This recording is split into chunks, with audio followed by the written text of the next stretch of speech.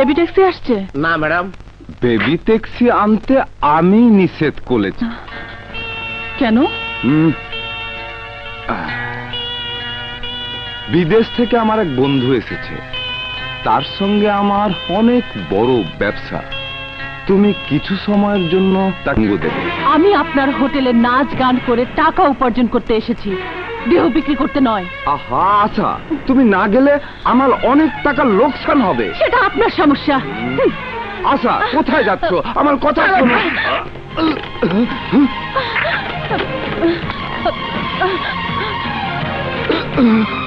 দীপক, সুশান্ত, শাহজাহান সবাই আমার সাথে আয়। আমার গাড়ির চাবি কোথায়?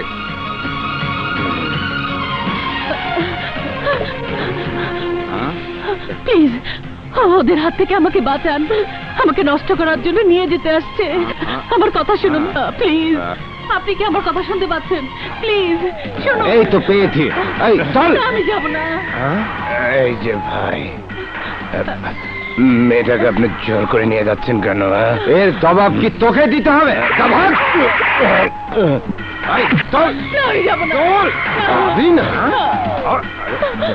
আরে ভাই, বেআইনি কাজ করছেন কেন?